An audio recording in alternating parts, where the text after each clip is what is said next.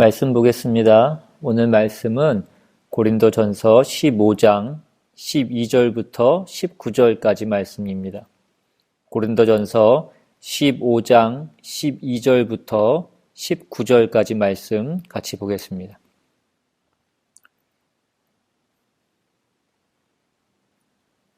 찾으셨으면 제가 대표로 봉독하겠습니다.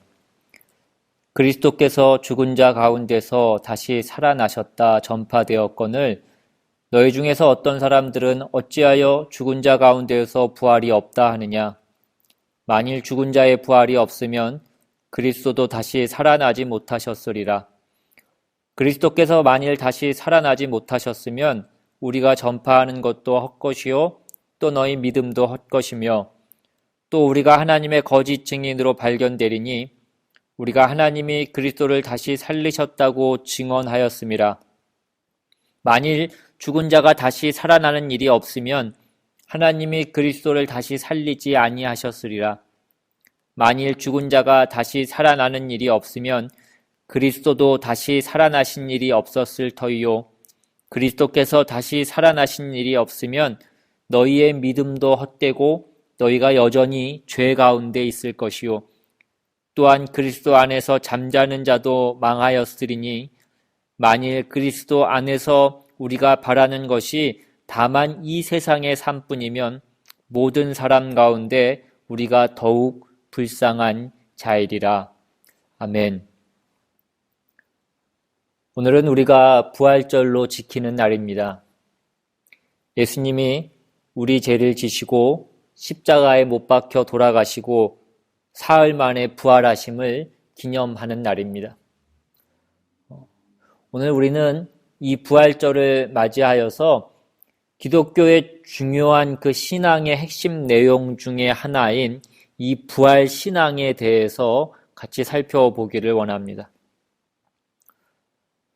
우리는 예수님은 역사적으로 우리를 위하여 이 땅에 오셔서 죽으셨고 우리는 예수 그리스도로 말미암아 구원과 새로운 생명을 얻어서 그리스도와 함께 새로운 삶을 산다 이렇게 믿고 있습니다.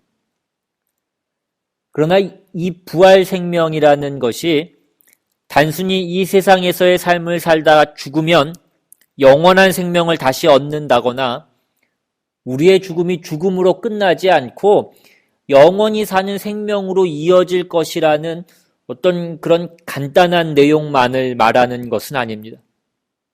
그것은 기독교가 말하는 부활이라는 것은 그 부활 전의 생과 그 부활 후의 생이 더 이상 연결되지 않는 어떤 그 불연속성의 그 생을 의미하는 차원에서의 그 부활인 것입니다.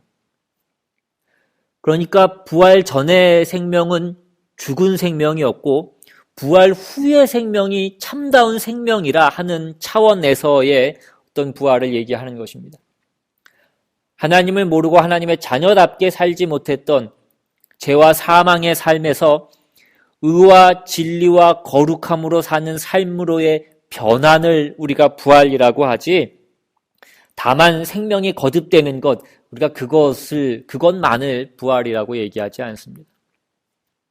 예를 들어서 금연을 예로 들면, 금연은 담배를 피우던 사람이 다시는 담배를 피지 않는 것, 담배를 끊는 것을 얘기합니다.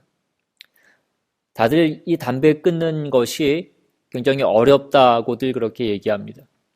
그래서 담배 끊는 사람 보고 굉장히 독한 사람이라고 얘기하기도 하고, 그래서 담배 끊는 사람은 같이 상종 못할 사람이라고 그렇게 얘기하기도 합니다. 그만큼 그것이 어렵기 때문일 것입니다. 그런데 만약에 누가 이런 식으로 얘기했다고 한번 생각해 보십시오. 나는 담배 끊는 게 쉽던데? 나는 하루에도 12번씩 담배를 끊는데? 이렇게 얘기했다고 한다면 여러분, 그 사람은 담배를 끊는 것이 담배를 끊는 게 아니라 그냥 잠깐씩 쉰 것입니다. 그러니까 그런 식의 부활 생명은 아니라는 얘기입니다. 우리의 부활 생명은 이젠 다신 죽여도 죽지 않는 끈질긴 생명을 가진 것이 아니라 부활 생명을 가졌다고 얘기할 땐 그 전과 그 후가 전혀 다른 생을 살게 되는 것을 말하는 것입니다. 그것은 약속된 우리의 영생만이 아니라 예수를 믿고 나서 당장 실현되는 신자된 어떤 핵심적인 내용으로서의 부활인 것입니다. 오늘 본문이 있는 이 고린도전서 15장 그 밑으로 내려가셔서 35절 이하에 가면 좀 더 내용이 설명이 되어 있습니다. 고린도전서 15장 35절 이하에 누가 묻기를 죽은 자들이 어떻게 다시 살아나며 어떠한 몸으로 오느냐 하리니 어리석은 자여 네가 뿌리는 씨가 죽지 않으면 살아나지 못하겠고 또 네가 뿌리는 것은 장래의 형체를 뿌리는 것이 아니요 다만 밀이나 다른 것의 알맹이뿐이로되 하나님이 그 뜻대로 그에게 형체를 주시되 각 종자에게 그 형체를 주시느니라. 육체는 다 같은 육체가 아니니 하나는 사람의 육체요 하나는 짐승의 육체요 하나는 새의 육체요 하나는 물고기의 육체라. 하늘에 속한 형체도 있고 땅에 속한 형체도 있으나 하늘에 속한 것의 영광이 따로 있고 땅에 속한 것의 영광이 따로 있으니 해의 영광이 다르고 달의 영광이 다르며 별의 영광도 다른데 별과 별의 영광이 다르도다. 죽은 자의 부활도 그와 같으니 썩을 것으로 심고 썩지 아니할 것으로 다시 살아나며 욕된 것으로 심고 영광스러운 것으로 다시 살아나며 약한 것으로 심고 강한 것으로 다시 살아나며 육의 몸으로 심고 신령한 몸으로 다시 살아나니 육의 몸이 있은즉 또 영의 몸도 있느니라. 부활이란 어떤 것이냐? 마치 씨를 뿌려 그 열매를 얻는 것과 같다는 것입니다. 우리가 잘 아는 대로 씨와 열매가 같게 생긴 것은 없습니다. 씨와 꽃이 같은 것도 물론 없습니다. 그와 같이 썩을 것으로 심고 썩지 않을 것으로 얻는 게 부활이라 이것입니다. 욕된 것으로 심고 영광된 것으로 사는 것이 부활이며 약한 것으로 심고 강한 것으로 살고 육의 몸으로 심고 신령한 몸으로 사는 것이 부활이다 이것입니다. 우리 주님께서 우리를 위하여 죽은 것은 우리로 하여금 다시는 그 전의 생, 예수님을 모르던 그 생과 같이 살게 하지 않기 위해서 죽으셨고 우리가 예수를 믿는다고 할 때는 예수와 함께 이제는 다시 옛날에 나 혼자 살던 삶을 살지 않겠다고 약속하는 것입니다. 이것이 기독교의 부활 신앙입니다.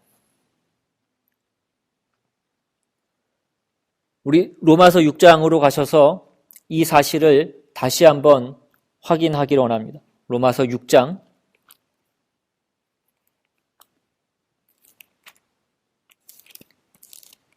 3절 이하입니다. 제가 가진 성경으로 신약성경 246페이지입니다. 로마서 6장 3절 4절 말씀에 무릇 그리스도 예수와 합하여 침례를 받은 우리는 그의 죽으심과 합하여 침례를 받은 줄을 알지 못하느냐. 그러므로 우리가 그의 죽으심과 합하여 침례를 받음으로 그와 함께 장사되었나니 이는 아버지의 영광으로 말미암아 그리스도를 죽은 자 가운데서 살리심과 같이 우리로 또한 새 생명 가운데에서 행하게 하려 함이라. 예수를 믿는다는 것이 무슨 뜻입니까? 예수님께서 나를 위하여 죽으신 것을 믿는 것입니다. 죽으셨을 뿐만 아니라 다시 사신 것을 믿는 것입니다. 뭐에 대해서 죽으신 것입니까? 우리의 죄와 사망에 대해서 죽으시는 것입니다. 그러니까 예수님의 죽음을 고백하는 기독교의 신앙 고백은 주님과 함께 내가 하나님 없이 살던 삶에서 죽는다고 고백하는 것입니다. 그리고 그 고백은 동시에 그 죽음은 다시 살기 위해서 새로운 삶을 살기 위해서인데 그 새로운 삶은 무엇이냐면 하나님의 자녀라는 이름으로 사는 기독교인의 참다운 신앙생활을 말하는 것입니다. 그때 우리는 그리스도의 살으심과 합하여 새 생명을 얻은 것이 되는 것입니다. 그 새 생명으로 이제 살아야 됩니다. 그것이 지금 우리가 읽은 로마서 6장 3절과 4절의 말씀입니다. 이어지는 6장 5절을 보면 만일 우리가 그의 죽으심과 같은 모양으로 연합한 자가 되었으면 또한 그의 부활과 같은 모양으로 연합한 자도 되리라. 그리스도를 고백할 때 우리가 예수로 말미암아 죄와 사망으로부터 벗어났다고 고백을 한다면 그 고백은 당연히 죄와 사망으로부터 벗어나서 그 다음에 무엇을 하려고, 왜 벗어났는지, 뭘 위해서 벗어났는지를 물을 것이고 우리는 부활 생명을 받기 위해서 벗어났다고 대답해야 할 것입니다. 계속해서 6절 이하에 우리가 알거니와 우리의 옛 사람이 예수와 함께 십자가에 못 박힌 것은 죄의 몸이 죽어 다시는 우리가 죄에게 종노릇하지 아니하려 함이니 이는 죽은 자가 죄에서 벗어나 의롭다 하심을 얻었음이라. 만일 우리가 그리스도와 함께 죽었으면 또한 그와 함께 살 줄을 믿노니 이는 그리스도께서 죽은 자 가운데서 살아나셨음에 다시 죽지 아니하시고 사망이 다시 그를 주장하지 못할 줄을 알미로라.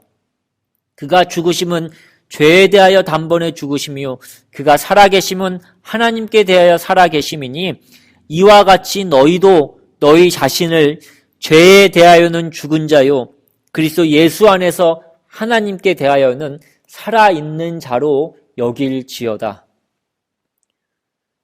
죄에 대하여는 죽은 자요 하나님께 대하여는 새 생명으로 산 자로 여기는 것, 아니 그 사실을 소유한 것, 이것이 부활 신앙이요 그리스도를 믿는다고 고백하는 그 고백 속에 포함된 내용인 것입니다. 계속해서 12절에 그러므로 너희는 너희 죄가 죽을 몸을 지배하지 못하게 하여 몸의 사욕에 순종하지 말고 또한 너희 지체를 불의의 무기로 죄에게 내주지 말고 오직 너희 자신을 죽은 자 가운데서 다시 살아난 자 같이 하나님께 드리며 너희 지체를 의의 무기로 하나님께 드리라. 여러분, 이것이 부활 생명입니다. 부활에 대한 우리의 소망은 우리가 이제 이 세상의 삶을 그치고 나면 영원한 생명이 나를 기다리고 있다. 물론 이것이 맞지만 그러나 그것은 그때 가야지만 우리에게 유효하거나 효력을 발생하는 것이 아니라 예수를 믿자마자 발생하는 효력이요 신자들이 가지는 보상이라는 것입니다. 우리는 드디어 죄의 종에서 벗어난 것입니다. 우리는 죄에 대하여 자유하게 되었습니다. 우리의 자유는 죄가 우리의 주인이 되고 우리가 그의 종이 되었던 그 위치에서의 자유입니다. 그렇다면 이 자유는 무엇을 위한 자유입니까? 거룩을 위한 자유입니다. 그런데 우리는 이 거룩을 위한 자유를 가지지 않습니다. 우리가 일반적으로 자유에 대해서 갖는 개념은 어떤 구속과 속박으로부터의 해방을 자유라고 생각합니다. 무엇으로부터의 자유입니다. 그런데 이것은 굉장히 소극적이고 또 부정적인 어떤 개념입니다. 이것의 적극적인 개념은 뭐냐면 자유란 무엇을 위한 자유여야 합니다. 왜 가난과 질병과 무지로부터 자유로워야 됩니까? 인간이 인간으로서 가지는 어떤 참된 가치들을 발휘하기 위해서는 그런 자유가 필요한 것입니다. 다만 배부르고 속박과 압제를 받지 않는 것만으로 그것이 자유는 아니라는 것입니다. 여러분, 우리가 오늘날 현실 삶 가운데서도 얼마든지 보듯이 시간 많고 돈 많아서 사람 같지 않게 망나니처럼 사는 사람들을 오늘 우리는 수도 없이 많이 봅니다. 뉴스에서 보는 많은 사람들이 그러한 자들인 것을 우리는 보게 됩니다. 우린 그걸 자유라고 그러지 않습니다. 방종이라고 얘기합니다. 무엇으로부터의 자유는 알지만 무엇을 위한 자유인지는 모르는 자들입니다. 마찬가지로 우리 신자된 자들에게 있어서 가장 큰 문제가 무엇입니까? 무엇으로부터의 자유는 가지고 있는데 무엇을 위한 자유인지는 모르는 것입니다. 구원이 무엇으로부터의 구원은 있는데 무엇을 위한 구원인가는 없는 것입니다. 그래서 죄와 사망으로부터 벗어나기 위한 그리스도와의 연합은 있는데 의와 진리와 생명으로 가기 위한 거룩한 삶을 위한 부활 생명으로의 그 그리스도와의 연합은 부인하면서 우리가 살고 있는 것입니다. 우리는 우리의 존재나 우리의 삶의 방식이나 우리의 모든 삶의 내용이 세상 사람들과는 달라야 됩니다. 골로새서 3장으로 한 번 더 가보겠습니다. 골로새서 3장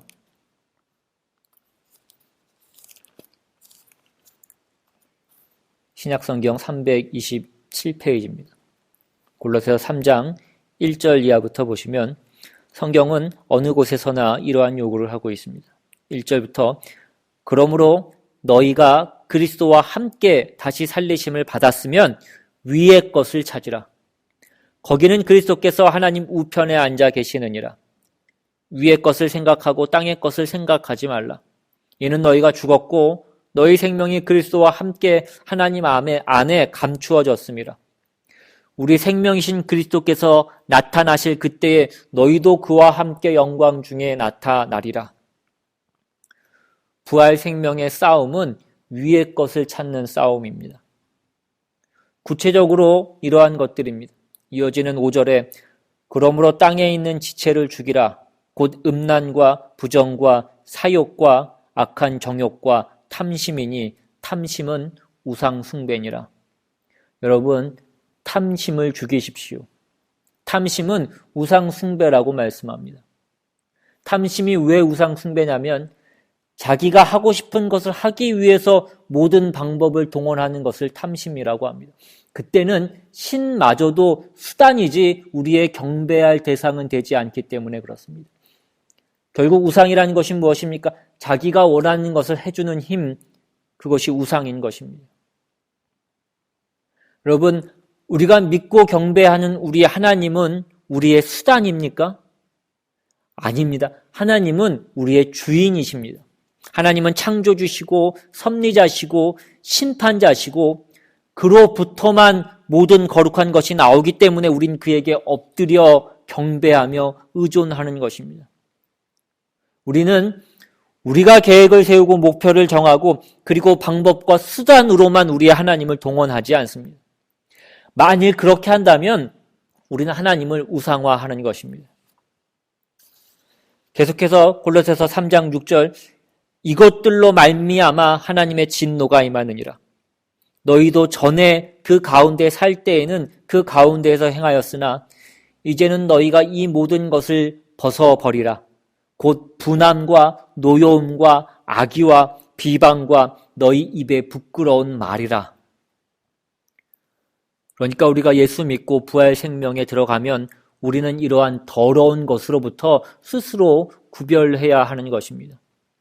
분함과 노여움과 악의와 비방과 부끄러운 말, 이러한 더러운 것으로부터 분리돼서 자신을 깨끗하게 하셔야 됩니다. 그리스도와 연합한 삶을 살아야 되는 것입니다. 여러분, 우리가 부활 생명을 산다는 것이 무슨 우리 보고 세상을 구하라 그러는 것이 아닙니다. 여러분 자신이 먼저 거룩한 하나님의 백성이 되는 그 정결한 싸움을 하셔야 된다라는 것입니다. 계속해서 3장 9절 너희가 서로 거짓말하지 말라. 옛사람과 그 행위를 벗어버리고 새 사람을 입었으니 이는 자기를 창조하신 이의 형상을 따라 지식에까지 새롭게 하심을 입은 자니라. 그리고 보다 적극적으로 가면 12절에 보시면 그러므로 너희는 하나님의 택하사 거룩하고 사랑받는 자처럼 긍휼과 자비와 겸손과 온유와 오래 참음을 옷 입고. 여기 보시면 긍휼, 자비, 겸손, 온유, 오래 참음. 여러분 이런 것들이 중요한 거라는 말씀입니다.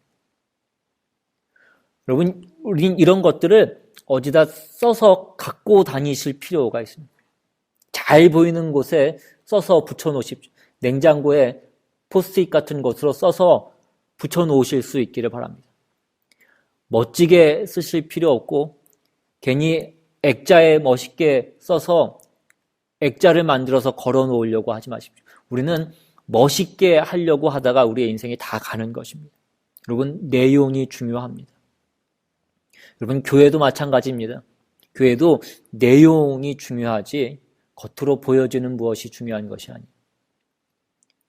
계속해서 골로새 3장 13절에 누가 누구에게 불만이 있거든 서로 용납하여 피차 용서하되 주께서 너를 용서하신 것 같이 너희도 그리하고. 신앙인의 가장 큰 덕목이 무엇입니까? 용서하는 것입니다. 왜 용서할 수 있습니까? 우리가 가진 자이기 때문에 그렇습니다. 우리는 무엇을 가졌습니까? 하나님의 사랑을 가진 자이기 때문에 그렇습니다. 여러분은 그것을 누구한테 다 뺏길 수가 없습니다. 세상 사람이 하나님이 우리에게 대해서 가지는 사랑과 베푸시는 그 은혜를 누가 어떻게 다 뺏을 수 없고 다 축을 낼 수 없습니다. 계속해서 14절에 이 모든 것 위에 사랑을 더하라. 이는 온전하게 매는 띠니라. 그리스도의 평강이 너희 마음을 주장하게 하라. 너희는 평강을 위하여 한 몸으로 부르심을 받았나니 너희는 또한 감사하는 자가 되라. 사랑, 평강, 감사 이런 것은 다 가진 자만의 부요한 자만의 덕목입니다. 계속해서 16절 그리스도의 말씀이 너희 속에 풍성히 거하여 모든 지혜로 피차 가르치며 권면하고 시와 찬송과 신령한 노래를 부르며 감사하는 마음으로 하나님을 찬양하고 또 무엇을 하든지 말에나 입에나 다 주 예수의 이름으로 하고 그를 힘입어 하나님 아버지께 감사하라. 이 마지막에 있는 17절 무엇으로 하든지 말에나 일에나 다 주 예수의 이름으로 하고 라는 것은 자기가 하고 싶은 말을 하고 그것이 하나님의 뜻이라고 그렇게 얘기하는 것이 아니라 내 속에서 나오는 것으로 말하지 말고 생각하지 말고 하나님께서 우리에게 명령하신 것으로 말하며 반응하며 결정하며 목표를 삼으라는 것입니다. 왜? 그에게만 의와 진리와 거룩이 있기 때문입니다. 우리에게는요 질투와 더러움과 악한 것밖에 없기 때문입니다. 그래서 자기의 것으로 나가지 말라라고 말씀하고 있는 것입니다. 여러분, 이것이 부활 신앙이고 부활 생명입니다. 우리가 예전에 혼자였을 때는 죄와 사망의 노예였을 때는 우리 안에 온갖 더러운 것과 못난 것으로 가득 차 있었습니다. 그래서 거기에 대해서 죽고 부활 생명을 얻어서 그리스도와 연합하여 그로부터 모든 것을 공급받게 된 것입니다. 거기에는 악한 것과 더러운 것과 못난 것이 있을 수 없습니다. 이것이 부활 생명입니다. 이것이 우리가 부활절을 지키는 이유입니다. 올해 우리 교회 폐허가 일상에서 하나님의 자녀로 살자입니다. 아까도 말씀드렸지만 신앙이 우리에게 요구하는 것은 어떤 대단한 것을 요구하는 것이 아닙니다. 내가 있는 그 자리에서 하나님의 자녀답게 사는 것입니다. 그런데 우리의 신앙은 늘 어떤 거창한 명분을 말하고 구호를 외치는 것으로 그것을 대신합니다. 내가 그렇게 사는 것은 없습니다. 늘 우리는 그렇게 살지 못하는 것은 늘 우리는 다른 것에 핑계를 댑니다. 어떤 시대로부터 해서 어떤 누구로부터 해서 대통령부터 시작해서 다 마음에 들지 않습니다. 우리 마음에 드는 사람이 누가 있겠습니까? 링컨이 온들 우리가 마음에 들겠습니까? 누가 온들 마음에 들겠습니까? 예수님이 와도 마음에 들지 않았던 것이 인간들인 것입니다.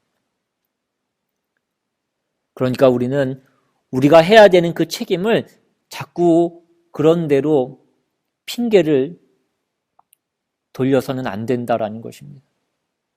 작게는 우리 교회가 어떻고 목사가 어떻고 전도사가 어떻고 내 마누라가, 내 남편이, 자식이 그렇게 핑계를 대고 정작 내가 해야 되는 것들은 우리가 팽개치고 살 때가 너무나 많이 있다라는 것입니다. 여러분 각자가 하나님의 중요한 사신으로, 제사장으로, 부활 생명의 증인으로 서 있는 것임을 기억하실 수 있기를 바랍니다. 다른 사람 얘기하지 마시고 내가 왜 하필 이 나라에 왜 하필 이 시대에 태어났나, 그런 여러 가지 어떤 쓸데없는 생각하지 마시고 우리의 인생이 하나님의 손에 있고 우리가 모든 복을 소유한 자라는 것을 잊지 마시기를 바랍니다. 우리를 위해서 주께서 죽으셨고 우리를 새 생명 가운데 살게 하시려고 주께서 부활하셨으며 지금 우리와 함께 하고 계시는 것입니다. 문제는 우리가 안 하고 있는 것입니다. 이 부활절에 여러분의 신앙을 각자 점검해서 자기의 책임을 지실 수 있기를 바랍니다. 그래서 여러분 스스로 고백하는 신앙과 고백이 갖는 그 내용들을 놓치지 마시고 누리시는 여러분의 부활 신앙이 되시기를 주님의 이름으로 축원합니다. 기도하겠습니다. 하나님 아버지, 우리에게 이 부활절을 허락하시고 이 부활의 의미를 다시 한번 깨닫게 하심을 감사를 드립니다. 주님께서 그 모든 사망 권세를 이기시고 다시 부활하신 것처럼 우리도 주님과 함께 내 옛 자아가 다 죽고 그 죄와 그 못난 것들이 다 죽고 이제는 그리스도와 함께 다시 살아난 것임을, 그 부활 생명을 사는 것임을 다시 한번 기억하며 그 주님이 오늘도 나와 함께 하심을 우리가 기억함으로 주님의 자녀답게 내가 있는 그 자리에서 오늘도 그 삶을 살아가는 우리 모두가 될 수 있도록 주님 인도하여 주시옵소서. 오늘 이 시대가 아무리 어둡고 아무리 우리를 두렵게 한다고 할지라도 우리 주님이 함께 하심으로 그 모든 것들을 깨트리고 나아가는 그 믿음 있는 그 복된 자녀로서의 삶이 우리 모두에게 있을 수 있도록 이 부활절 주님께서 역사하여 주시옵소서. 감사드리고 모든 말씀 우리 주 예수 그리스도 이름으로 기도드리옵나이다. 아멘. 이 시간 함께 찬양하고 주기도문으로 예배 마치기를 원합니다.